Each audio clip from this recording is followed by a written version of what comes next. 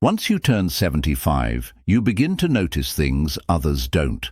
The world moves a little faster, conversations seem more rushed, and every visit to the doctor feels more serious. But what truly threatens your life after 75 isn't just age. It's often preventable, silent killers hiding in plain sight. Most people assume cancer or heart attacks are the biggest threats. And yes, heart disease remains the #1 killer after age 75. But the way it claims lives is deeply misunderstood. It doesn't usually start with chest pain or a dramatic heart attack. No. It begins much earlier, silently, invisibly, through something called arterial stiffness. As we age, our blood vessels lose their elasticity. Think of young arteries like soft rubber hoses, flexible and able to expand with each heartbeat. But after 75, those vessels begin to harden. They become stiff, rigid, and brittle. This stiffness doesn't just strain the heart, it disrupts the entire body.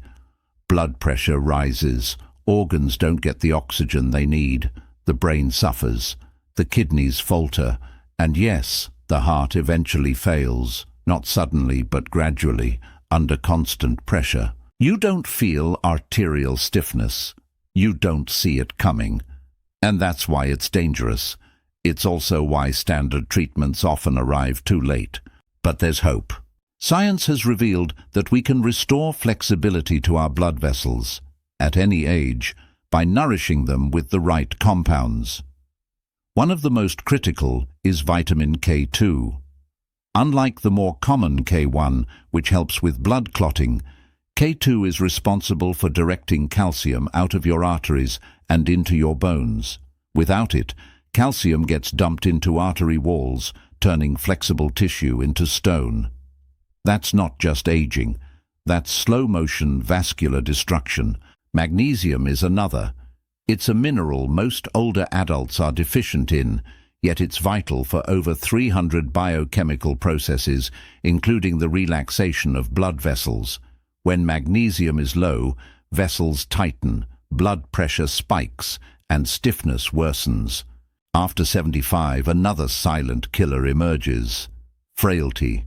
It's not a disease in itself, but a dangerous spiral.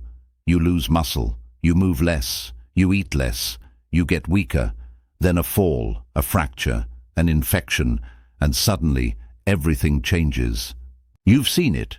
One day someone is walking. The next, they're using a cane, then a walker, then a wheelchair, and soon they rarely leave the house. This decline is not inevitable. It can be reversed. And often it starts with one overlooked practice: resistance training. Yes, lifting light weights, even body weight movements, just 2 to 3 times a week has been shown to rebuild strength, reverse frailty, and dramatically lower the risk of death. It's not about building biceps, it's about survival. Muscle is metabolic power. It controls balance, immune health, blood sugar, and even brain function. But to build muscle, your body needs amino acids, particularly leucine, a key trigger for muscle growth that becomes harder to activate with age.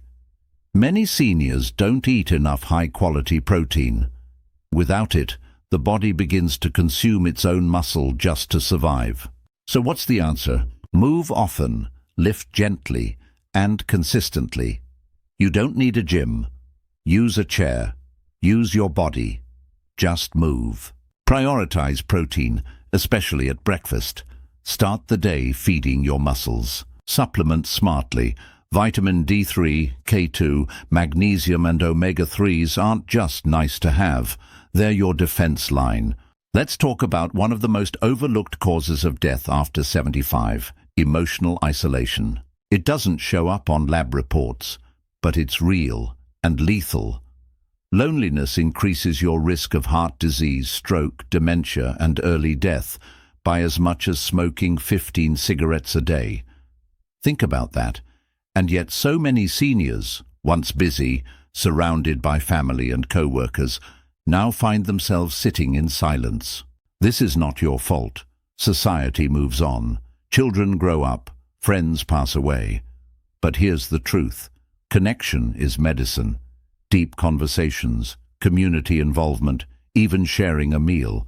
These simple acts activate healing hormones. They lower inflammation. They enhance immune function. They restore purpose. And purpose is power.